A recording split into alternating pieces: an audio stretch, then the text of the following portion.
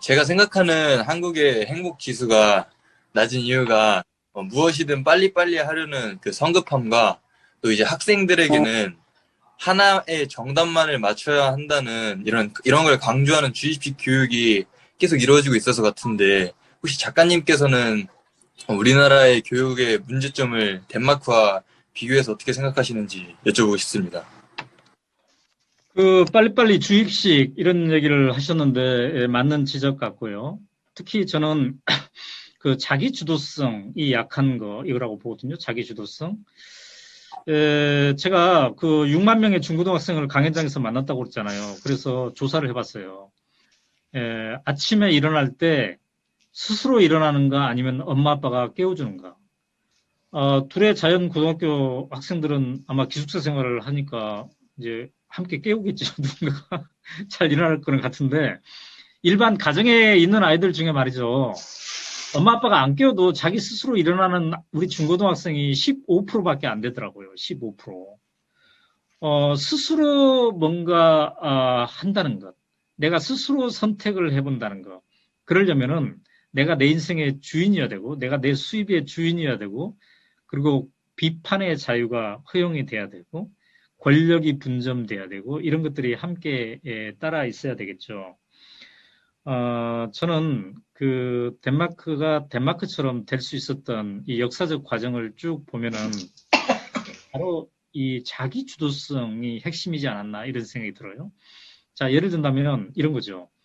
우리 그 현대사를 공부해 보면 한참 미국하고 소련 이 양극이 서로 자기 체제를 막 전 세계에 홍보할 때가 있었죠. 미국은 자본주의가 제일이야. 미국 모델이 제일이야. 소련은 사회주의, 공산주의 제일이야. 이렇게 했었죠. 그게 1920, 3, 4, 50년대에 엄청나게 이제 이게 막 긴장되면서 이렇게 했잖아요. 그때 대한민국은 한반도는 어땠어요? 북한은 사회주의, 공산주의를, 남한은 미국식 자본주의를 선택한 거잖아요. 그게 지금 오늘의 이 한반도의 모습이잖아요. 근데 덴마크는 자기 주도성을 발휘했어요. 잠깐만, 미국 모델이 좋은 건가? 잠깐만, 소련 모델이 좋은 건가? 우리 두 개 합쳐버리면 안 돼? 얘의 장점과 얘의 장점 해가지고 막 해가지고 우리 거 만들어버리면 안 되나? 이게 제가 봤을 때 덴마크 현대사에서 가장 자기 주도성을 잘 반영한 그런 겁니다. 그 덕분에 지금 저 사회가 한편으로는 매우 평등해. 근데 평등하면 자유를 잃을 것 같잖아요? 근데 한편으로는 또 매우 자유로워. 전 세계에서 사장들이 기업하기에 제일 좋은 나라라고 해. 근데 동시에 회사원, 직장인들이 제일 좋은 나라라고 또 동시에. 뭔가 우리는 자본주의, 그러면 직장이든 사장이든 둘 중에 하나가 좋은 사회라고 생각할 수 있잖아요. 근데 한편으로는 자유롭고 한편으로는 평등한 그런 사회를 우리가 만들어 보자. 저는 이게 굉장히 중요한 것 같아요. 자기 주도적으로 뭔가를 소화해낼 수 있다는 것. 저는 오늘의 이 수업도 그랬으면 좋겠어요. 오연우가 책에 써놨으니까, 오연우가 이렇게 얘기했으니까 이게 아니라 여러분이 여러분 스스로 자기 주도적으로 이거를 만들어가면 좋겠구나 하는 생각을 해봅니다. 자, 이제 1분 남았지만 제가 한 명 지목해 보겠어요. 질문 있습니다라고 채팅창에 쓰셨던 2학년 3번 김중건 학생.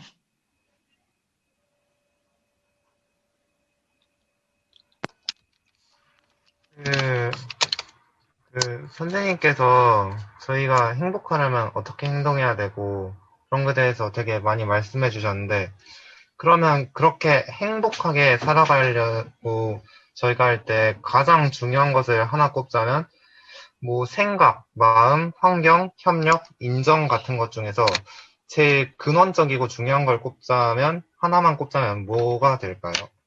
네.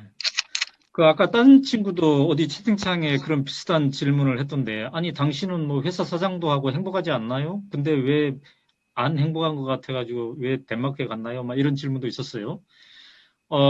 근데요, 자, 우리나라에서 정치적으로 지금 제일 힘이 센 사람이 누구예요? 정치적으로는 문재인 대통령이겠죠. 문재인 대통령 맨날 쌩쌩할까요? 아니면 때때로 주눅들까요? 자, 우리나라에서 제일 돈이 많은 사람, 삼성의 이재용 회장, 맨날 쌩쌩할까요? 아니면 때때로 주눅들까요? 지금 성적 10% 안에 드는 학생, 맨날 쌩쌩할까요? 나는 왜 10%밖에 못 들까? 왜 나는 2%에 못 들까? 이렇게 때때로 주눅들까요? 한도 끝도 없습니다. 제가 유튜브를 해봤더니요. 처음에는 구독자 1000명이 부럽더라고요. 구독자 1000명만 있었으면 좋겠다. 근데 1000명이 됐어. 그랬더니 2000명이 부러워. 2000명이 됐잖아요? 10,000명이 부러워. 지금 이제 15,000명이잖아요? 20,000명이 부러워. 자, 여기로부터 해방되지 않으면 100만 유튜버가 있거든요. 내 친구 중에 100만 유튜버. 여러분, 김미경 TV라고 알아요? 100만이 넘었어요. 제 친구입니다. 근데 이 사람은 지금 200만, 300만이 부러워. 한두 끝도 없어. 그래서 저는 그 여러 가지 것 중에 제일 중요한 것이 있는 그대로의 나를 사랑할 수 있는 마음이라고 생각해요. 여러분이 지금 몇 등급이든 무엇을 잘하든 못하든 그 존재 자체로서 있는 그대로의 나를 사랑하는 마음. 근데 이게 혼자 돛 닦는다고 되는 게 아니죠? 쉽지 않아요. 그런 마음을 갖다가도 자꾸 약해지고 또 주눅들고 막 그래요. 저도 오마이뉴스 회사 지난해 흑자 났어. 좋아. 역시 이 어려운 과정에서 흑자도 내고 나 참 잘했어. 근데 일주일 후에 딴 회사 소식이 들려오는데 그 딴 회사는 흑자를 더 많이 냈어. 그럼 갑자기 내가 못나 보일 수도 있잖아요. 근데 그러지 말자. 그러지 말자. 우리가 최선을 다했으면 그리고 자기를 살아가면서 해왔으면 나의 존재를 인정을 해주자. 이게 굉장히 중요한 것 같아요. 그래야 내 주변의 것들, 내가 살아있는 것들, 이런 것들에 대해서 기본적으로 감사의 마음을 갖게 되잖아요. 그래서 우리가 그런 마음을 가질 수 있도록 친구를 도와주는 것. 그러기 위해서 우리가 학교에 모여 있는 거죠. 나 혼자로는 있는 그대로의 나를 사랑하기가 참 힘든데 친구가 도와주니까 야, 너 있잖아. 괜찮아. 너도 우리 축구팀 해. 너 춤 동아리? 야, 춤 동아리 항상 늘 춤 잘 추는 애들만 왜 하니? 너 못 춰도 할 수 있어. 내가 가르쳐 줄게. 너도 해봐. 그 정도면 충분히 할 수 있어. 너 두 발로 걸어 다닐 수 있잖아. 충분히 춤출 수 있어. 같이 하자. 뭐 이런 식으로 서로 도와줄 수 있는 마음. 자, PPT가 나왔죠, 지금. 여러분 화면에 아마 보시고 있을 겁니다. 그죠? 아까 여기까지 네 가지 힘에 대해서 얘기를 했지 않습니까? 그래서 이제 요 책을 쓰면서 제가 그 네 가지의 힘에 대해서 본격적으로 얘기했는데요. 요 장면이 뭐냐면 이거는 우리도 사랑할 수 있을까라는 책에 등장하는 건데, 이 덴마크 숲 유치원을 보여주는 거예요. 이 숲 유치원에 제가 가서 신기했던 것은 하루 종일 프로그램이 없어요. 하루 종일. 왜 없냐고 그랬더니 자기 주도성을 키워주기 위해서. 스스로 선택하니 즐겁다를 보장해주기 위해서 그렇다는 거예요. 특히 이 나이 때는 그렇게 하는 게 가장 좋다는 겁니다. 즉 뭐예요? 자기 스스로 하니 즐겁네. 인생은 살만하네. 이거를 자기 몸과 마음 속에 이렇게 축적하는 게 이 나이 때 제일 중요한 거예요.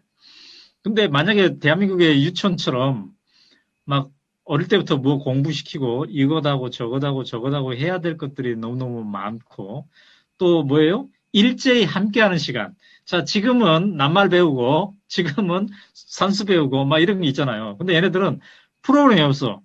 그래서 자기가 하고 싶은 걸 하면 되고 그럼 선생님의 역할은 뭐예요? 선생님의 역할은 그냥 사는 거예요.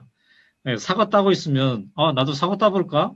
또 선생님 물 받고 있으면 나 물 받는데 한번 가봐야 되지. 뭐 이런 거죠.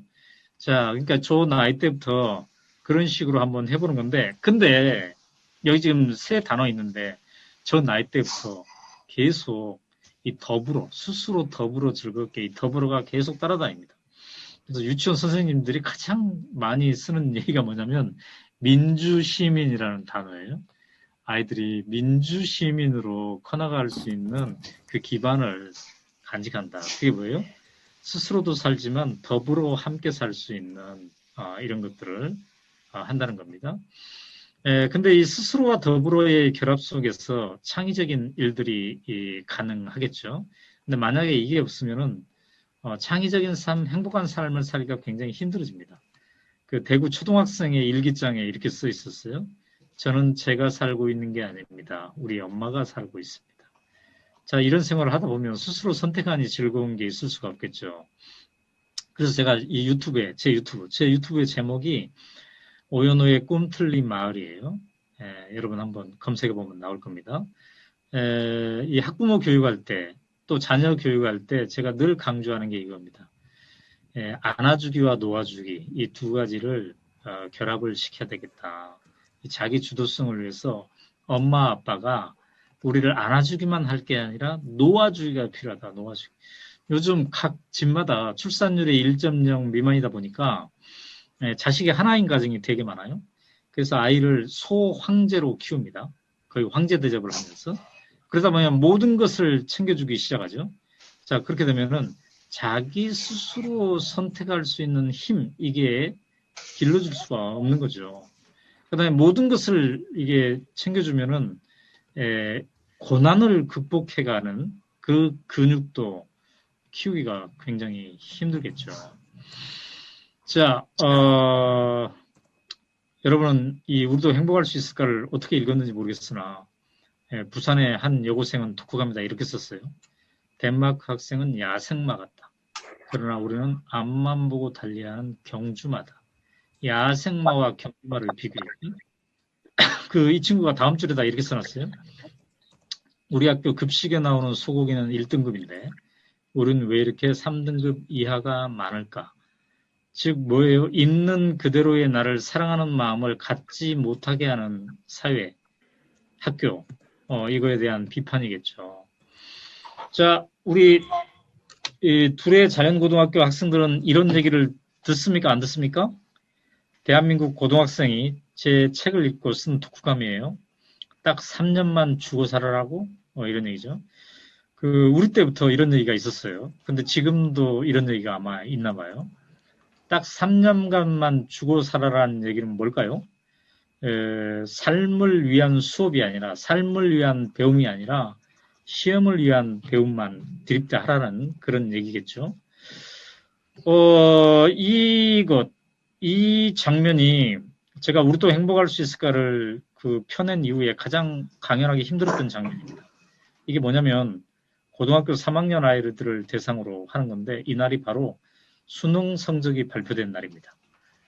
수능 성적이 발표된 날 고3 앞에서 주제는 수능이 인생의 전부가 아니다. 너희들은 어떻게 해야 진정한 위로를 받느냐? 부모가 어떻게 해줬으면 진정한 위로를 받느냐? 시험 성적이 안 나왔을 때. 그랬더니 이 얘기를 해준 겁니다. 말로만 괜찮다고 하지 마시고 실제로도 괜찮으십시오. 즉 우리가 지금 덴마크 행복사회를 배우는 이유가 뭡니까? 이런 사회가 있구나. 그래도 괜찮아야 될 텐데 이 정도가 아니라 말로만 괜찮은 게 아니라 실제로도 괜찮은 이 마음의 근육 또 그런 사회를 만들어가는 거 이게 우리에게 필요하겠죠. 아까 제가 얘기한 이 기반이고요. 저는 이 사진 장면이 참 인상적이에요. 제가 아마 책에다 써놨을 텐데 바로 이 장면. 이게 고등학교 3학년 아이들의 졸업식 장면입니다. 하얀 모자를 쓰고 맥주를 마시고 노래를 부르고 트럭을 타고 카퍼레이드를 하는 거죠. 어디를 향해서 가는 거냐면 모든 반 아이의 집을 방문합니다.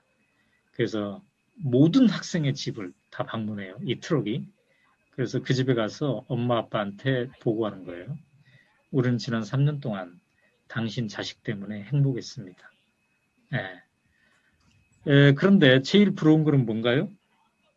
그런 세레머니도 부럽지만은 지금 트럭에 타 있는 아이들 중에 30%만 대학에 갑니다. 즉 대학에 가지 않는 아이가 70%라는 얘기죠. 이 얘기는 뭘까요? 대학에 가지 않아도 굳이 가지 않아도 내가 행복하게 살 수 있는 길이 많다. 다른 길로 가도 괜찮아. 이게 보장된 사회라는 겁니다. 대학생이 되면 모든 학생들에게 월급을 줍니다. 120만 원씩.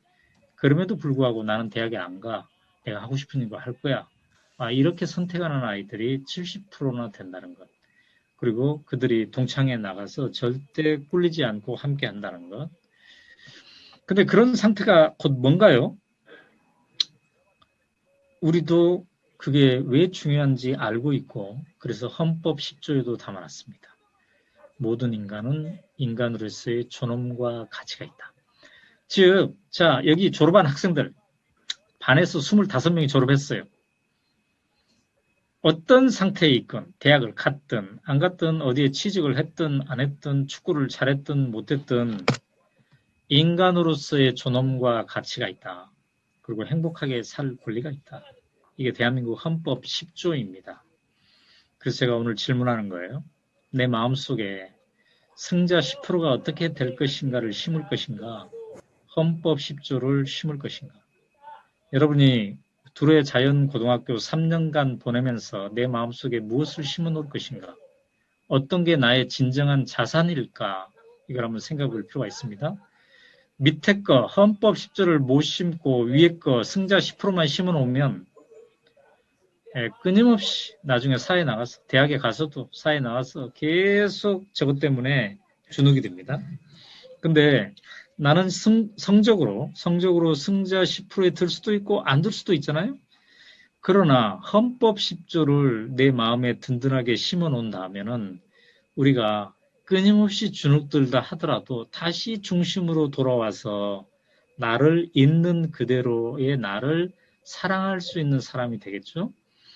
저는 우리 중고등학생들을 6만 명을 만나봤다고 그랬잖아요. 공부하는 거는 중시하는데 헌법 10조를 내 마음에 심는 거를 중시하지 않은 친구들. 그래서 나중에 힘든 친구들을 굉장히 많이 봤어요.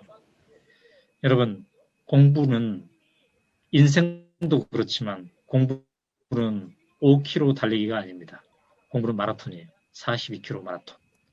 그러면 누가 마라톤을 완주할 수 있습니까? 헌법 10조를 내 가슴속에 심고 달리는 과정에서 스스로 즐거워서 충전도 되고 이런 사람이 마라톤을 완주할 수 있죠.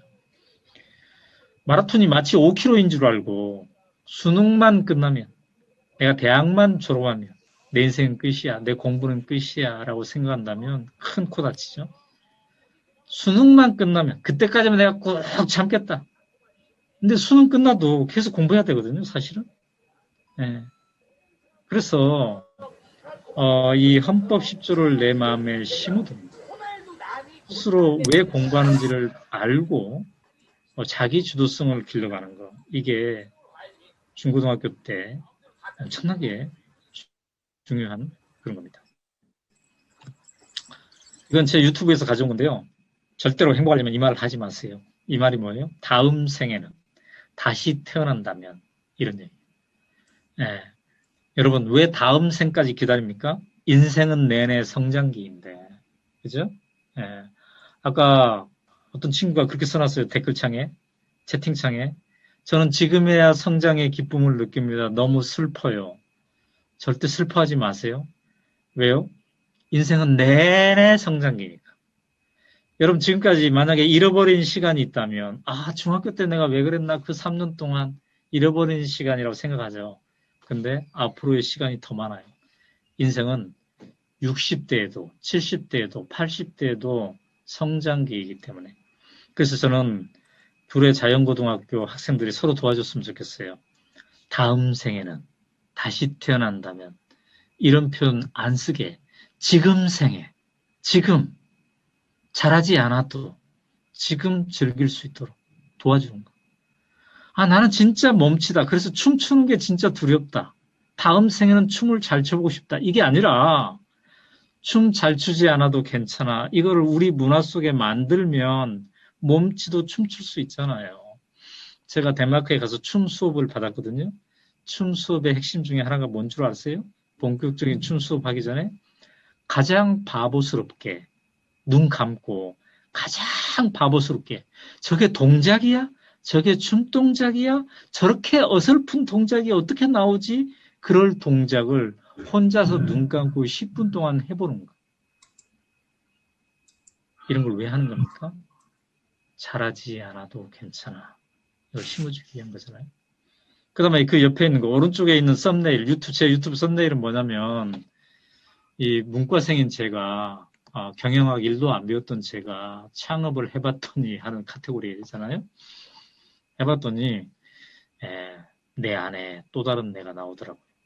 여러분, 제가 여러분 나이 때 탄 1도 생각하지 않았던 것들을 지금 하고 있는 것들이 많아요. 여러분이 지금 탄 1도 나는 이런 사람이라고 생각하지 않았던 내 안에 있는 또 다른 내가 나올 수 있다. 그 출발은 있는 그대로의 나를 사랑해보는 거고요. 그 다음에 우리 둘의 자연고등학교가 대안학교잖아요. 그러니까 일반 학교보다는 많이 다를 거예요. 조금 느슨할 수도 있겠죠. 이게 왜 그런가? 이거 자체에 또 불만인 학생도 있을 겁니다. 근데 저는 우리 인간 모두에게는 복지가 필요하다고 봐요. 근데 그 복지가 돈을 경제적으로 지원해주는 복지도 있겠지만은 내가 나를 사랑할 수 있게 해주는 복지가 엄청나게 중요한 복지라고 생각하거든요. 그러려면은 우리 인간들에게는 이 세 가지의 복지가 필요한 것 같아요. 쉬었다 가도 괜찮아. 다른 길로 가도 괜찮아. 지금 이미 잘하지 않아도 괜찮아.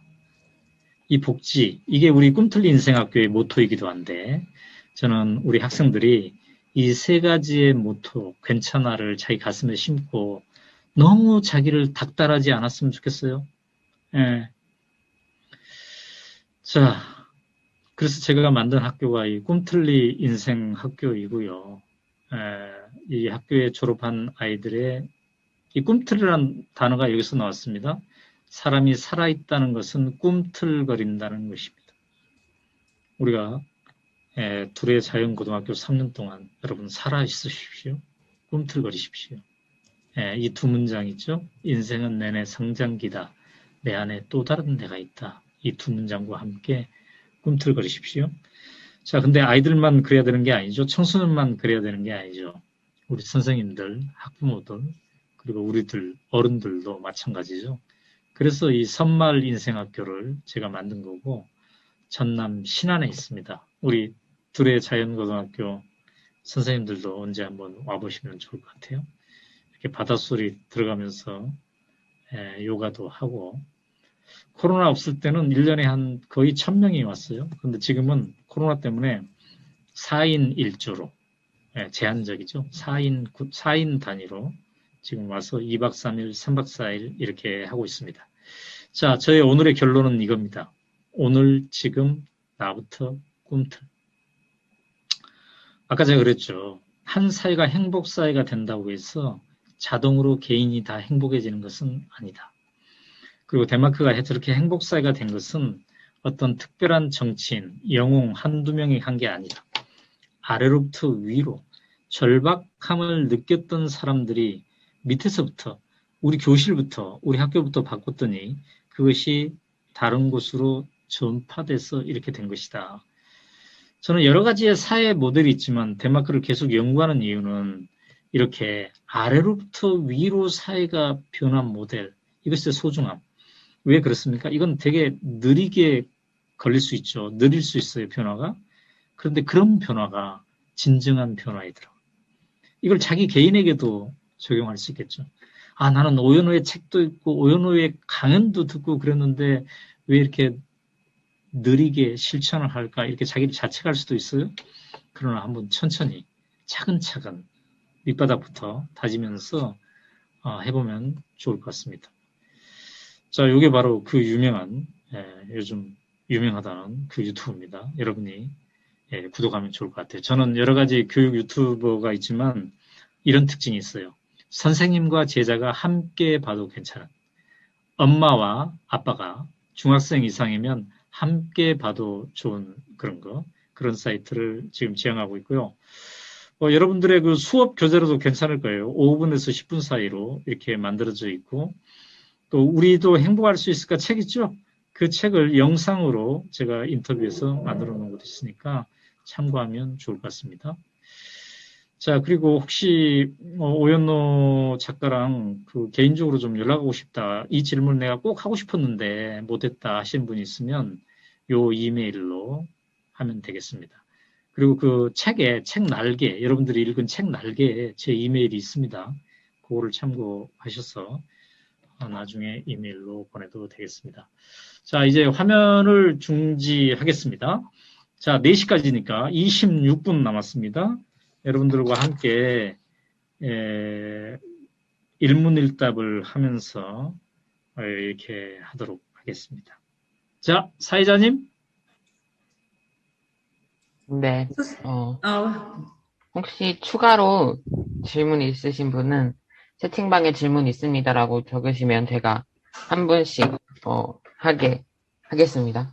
채팅방에 질문 있다고 적어주세요.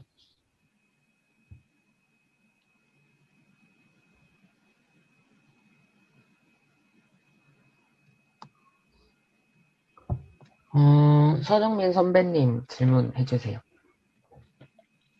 네, 저 그 책을 읽고 든 생각이었는데요. 그 현 덴마크 사회는 선진국으로서 경제적 능력이 부족하지 않기에 다양한 국민들을 대상으로 폭넓은 복지 정책을 펼칠 수 있다고 생각을 하는데, 만약에 덴마크 정부가 경제적 어려움에 처해 있다면 계속해서 이러한 복지 정책을 펼칠 수 있는지 질문드리고 싶습니다. 네네네. 좋은 질문이고요. 우선 덴마크는 처음부터 뭐 자원이 풍부하거나 이런 나라는 아니었습니다. 아까 제가 얘기한 게 있죠. 그 자신의 한계를 장점으로 만들어내는데 탁월했다. 인구도 580만 명밖에 안 되잖아요. 독일, 프랑스, 영국 주변 나라에 비하면 매우 적은 인구죠. 그런데 인구가 적으니까 이 한계를 장점으로 만들었어요. 그 장점이 뭐냐면 우리 인구 적다. 땅도 적다. 그러니까 글로벌로 나간다. 그래서 덴마크 사람들은 뭔 사업을 하면 곧 글로벌 사업이에요. 즉 내수 시장이 적기 때문에. 그래서 사업을 하면은 덴마크 사람들에게 어떻게 팔까도 생각해야 되지만 주변에 있는 영국, 독일, 프랑스 사람들에게 어떻게 팔아먹을 수 있을까 이 생각을 반드시 하는 거죠. 그래서 인구는 적지만 땅은 적지만 이 세계가 우리의 무대다 이런 생각을 갖고 있다는 거 이게 이제 굉장히 중요한 것 같고요. 그 다음에 걱정을 했잖아요. 경제 안 좋아지면 어떻게 되나. 근데 짱짱한 경제를 기본적으로 지금 갖고 있어. 그 비결이 뭘까요? 예, 막 삼성 이런 거 없어요. 현대 이런 거 없어. 큰 재벌 없는데 왜 이 사이가 짱짱할까요? 아까 내가 얘기한 거 있잖아요. 스스로 선택하니 즐겁다. 다른 길로 가도 괜찮아. 그러니까 빵 가게 누가 운영해요? 다른 길로 가도 괜찮아. 그러니까 선생님도 하고 싶고 변호사도 하고 싶지만 나는 빵 가게를 제일 하고 싶어. 그런 사람이 가는 거예요. 학교가 잘 되는 이유가 뭐예요? 나는 공무원 할 수도 있고 그 교수 할 수도 있고 그러는데 나는 초등학교에 가서 가르치고 싶어. 이런 사람이 가서 하니까 그 학교가 잘 되는 거예요. 예. 나는 이게 경쟁력의 핵심이라고 보거든요. 그래서 대한민국의 미래 경쟁력이 어떤 특정한 산업, 반도체, 바이오 뭐 이런 것도 있을 수 있겠죠. 그래서 저는 제일 큰 투자가 뭐냐. 내가 하고 싶은 것을 하게 하고 그것을 산업계에도 적용을 해야 된다. 그래야 빵가게 하나 하더라도 빵을 열심히 만들고 즐겁게 만들고 빵의 퀄리티가 좋아지고 그러지 않겠습니까? 근데 나 이거 별로 하고 싶지 않아. 근데 사회적 눈치를 보고 부모의 눈치를 보고 아니면 주변의 눈치를 보고 이 직업 괜찮다니까 그 직업을 하고 있어. 그러면 에너지가 팍팍팍 생기지는 않겠죠. 어쨌든 그 덕분에 덴마크는 지난번에 2008년 유럽 경제 위기 때도 가장 타격을 덜 받았습니다. 그래서 그런 게 있고 그 다음에 만약에 설사 위기가 다가오면 어떻게 될까요? 저는 그 사회가 강고하게 내가 행복하려면 옆 사람도 행복해야 된다. 이 철학을 갖고 있기 때문에 어떤 나라보다 위기를 잘 넘기는 그런 모습을 보여줄 것이다 라고 생각합니다. 자, 또 다음 분.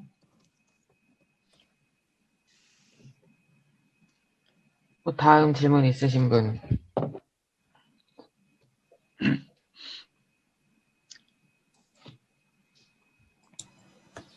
댓글에 시원 선배님이 질문 있습니다라고 올라왔는데, 덴마크 책 작가 안데르센을 좋아하시는데 작가님은 덴마크 좋아하는 작가가 누구가 있는지 질문하셨어요. 네네네네.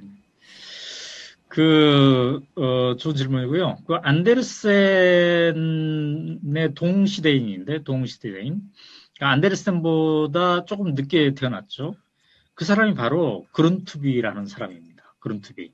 덴마크를 행복사회로 세팅한 이런 사람인데, 근데 그룬투비는 원래 목사였는데 나중에 교육에 대해서도 관심을 가지잖아요. 근데 이분이 곧 작가이기도 해요.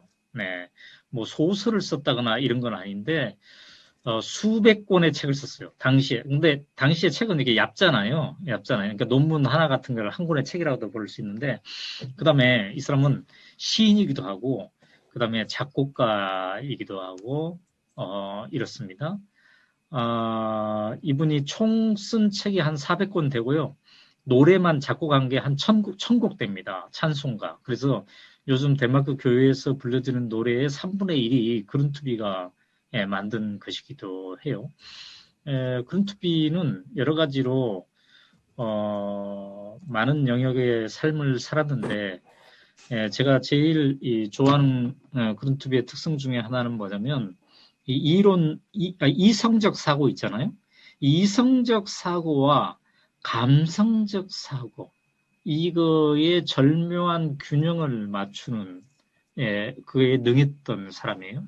그래서 이 사람은 그 아이들을 교육할 때도 교과서보다는 나의 살아있는 얘기, 감성적으로 나의 체험을 바탕으로 나의 살아있는 이야기를 가지고 수업을 하는 거, 이거를 매우 좋아했던 그런 사람입니다. 그 사람이 덴마크의 교육 철학의 기본을 깔았고요.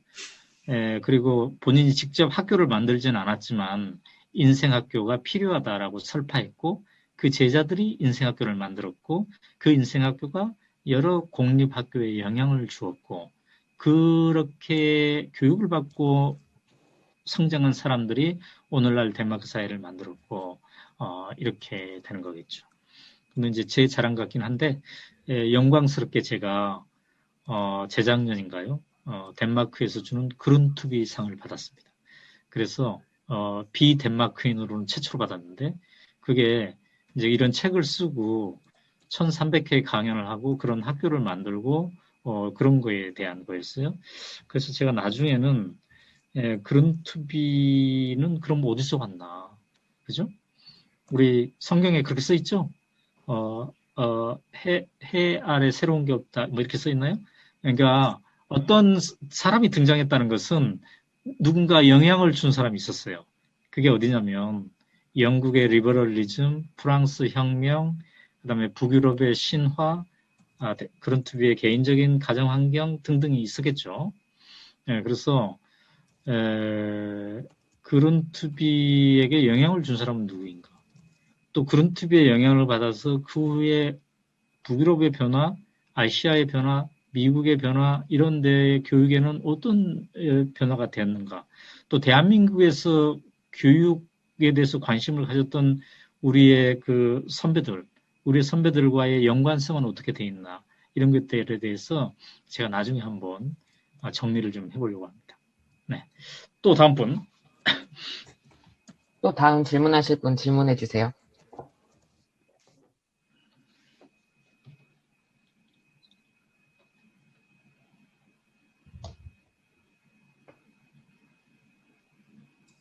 저 누가 손 든 것 같은데? 김다인 학생 손 들었나요? 학생이가 선생님, 학생.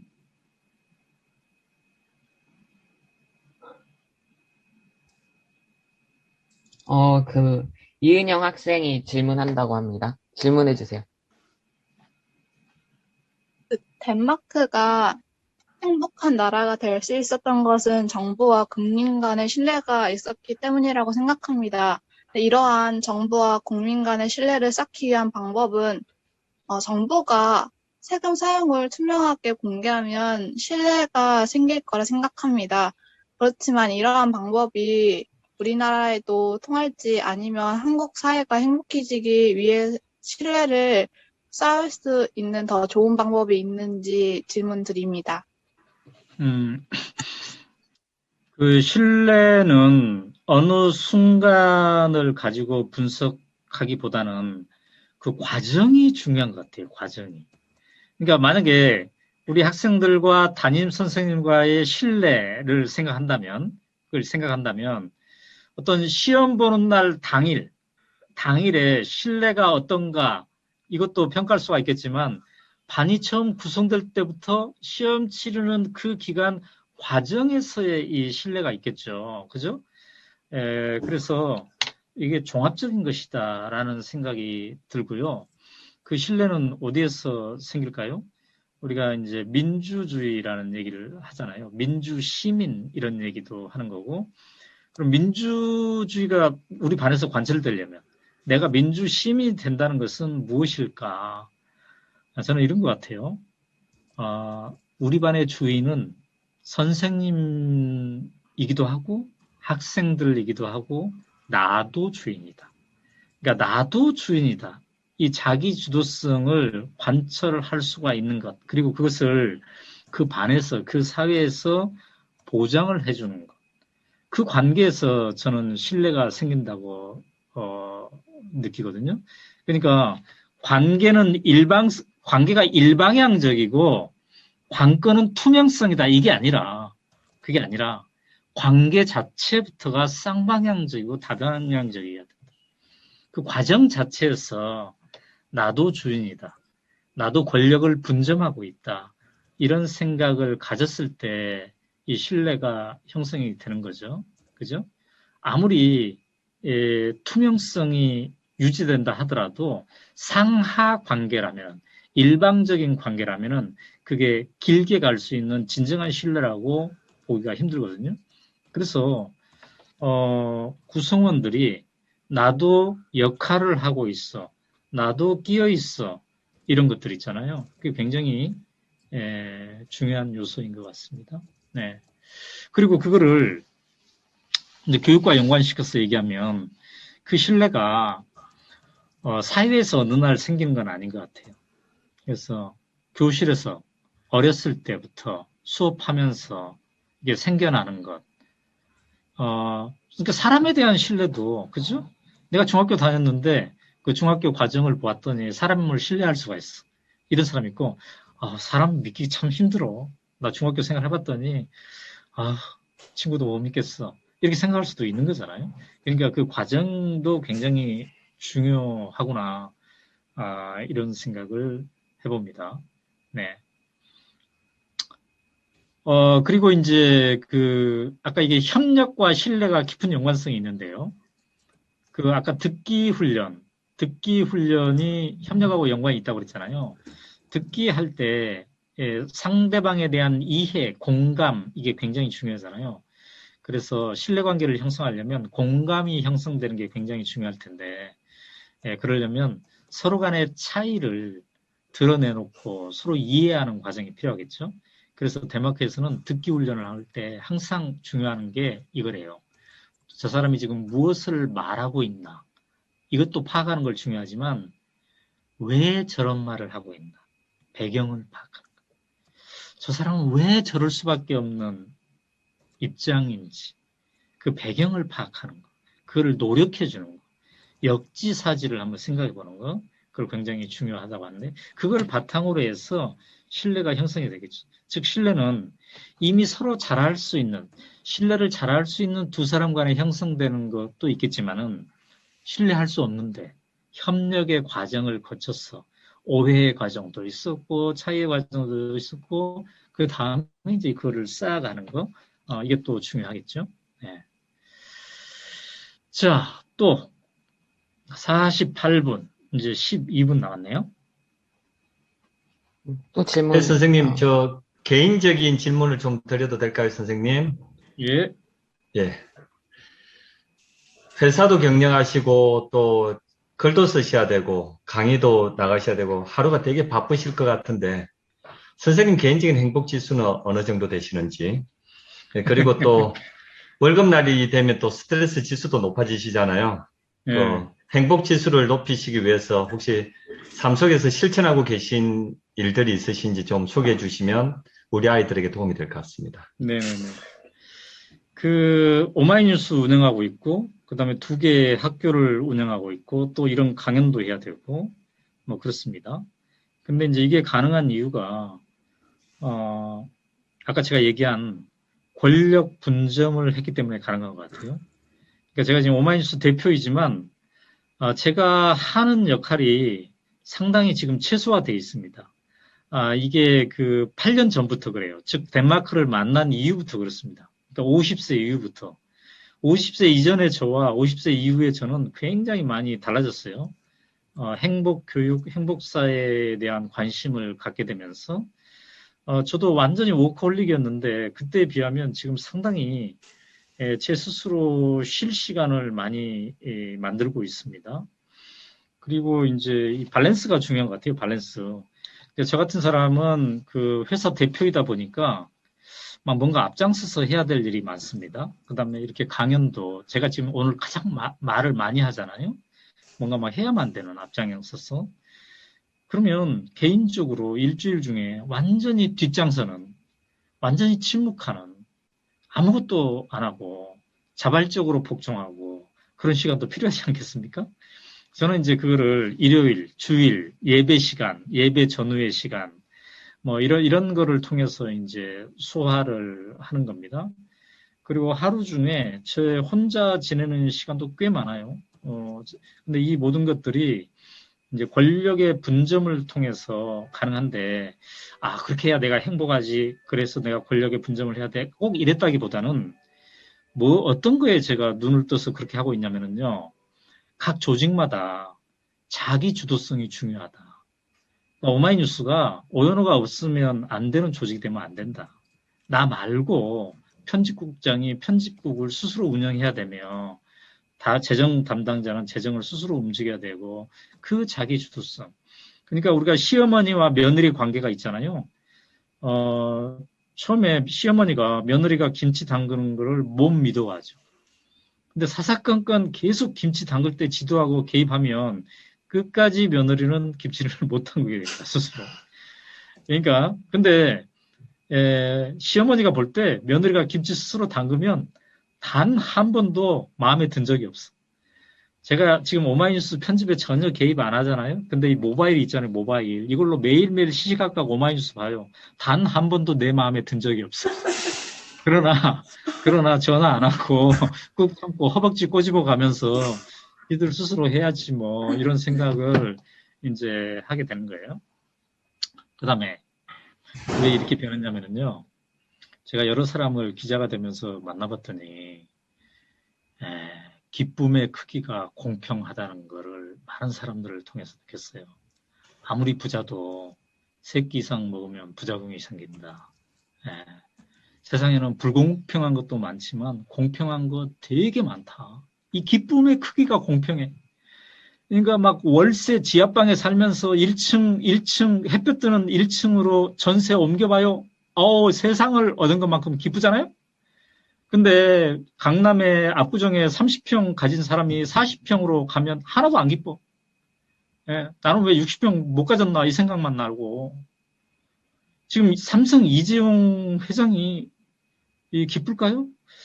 기쁠 순간도 있겠지만 주눅든 순간도 많을 거예요. 글로벌 다른 기업들 보면 나는 왜 이거밖에 안 되나 이런 식으로. 그 다음에 제일 공평한 게 있습니다. 제일 공평한 거는 사람은 다 죽는다는 거.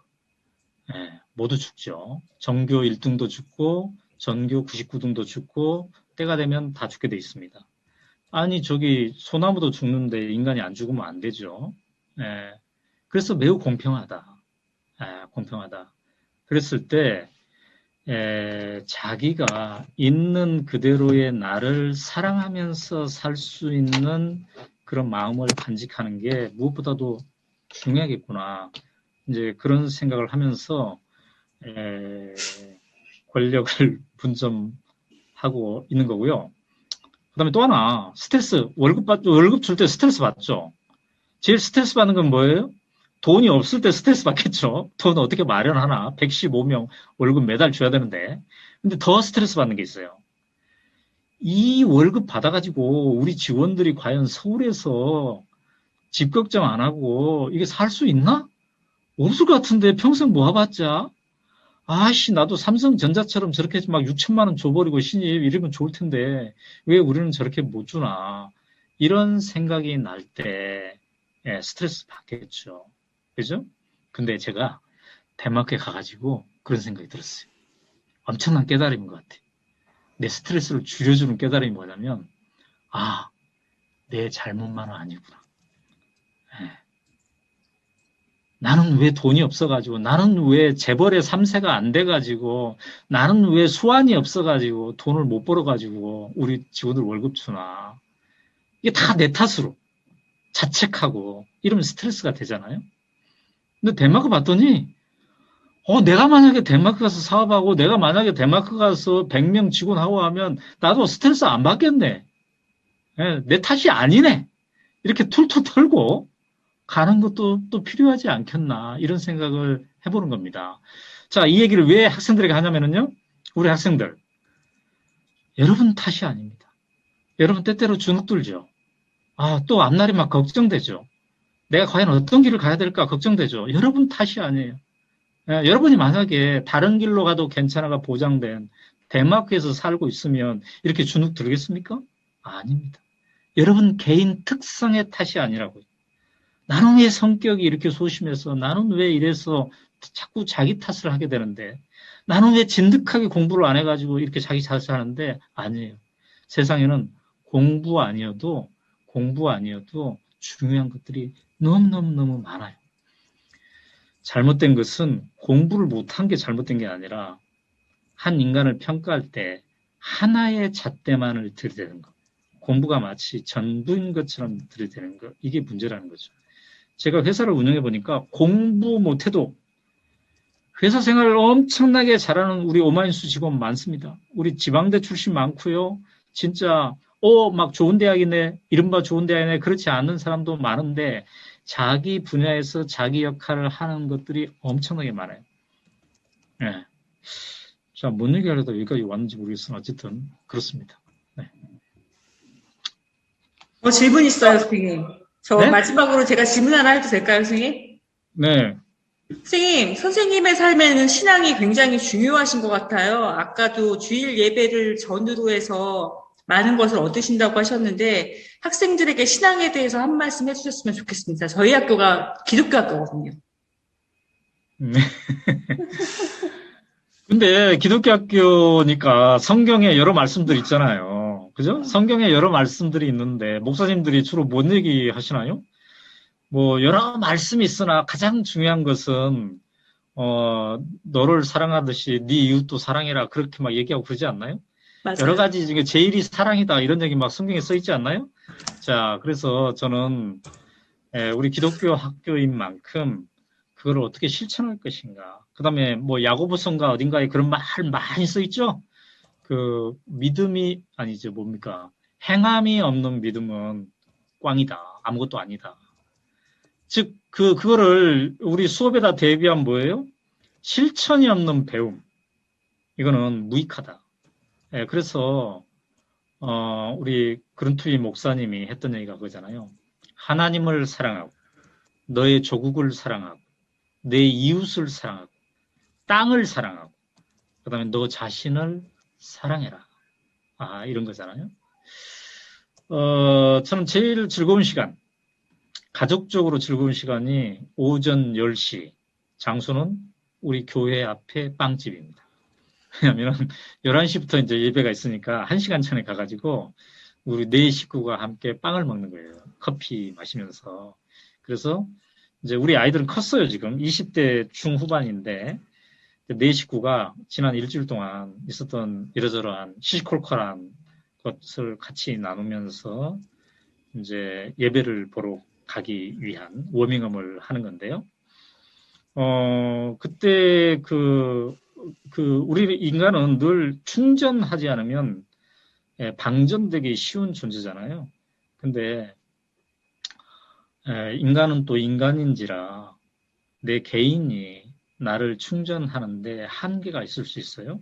그래서 이웃이 나를 도와주고 목사님이 나를 도와주고 공동체가 도와주고 무엇보다도 가장 든든한 백 하나님이 나를 도와주고 성경의 말씀들이 나를 도와주고 그러면 자기가 훨씬 있는 그대로의 나를 사랑하는 그런 마음을 가질 수 있잖아요.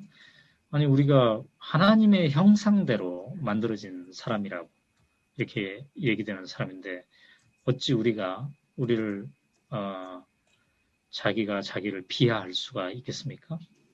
누군가요? 공자님인가 맹자님인가 그런 얘기 했다고 했잖아요.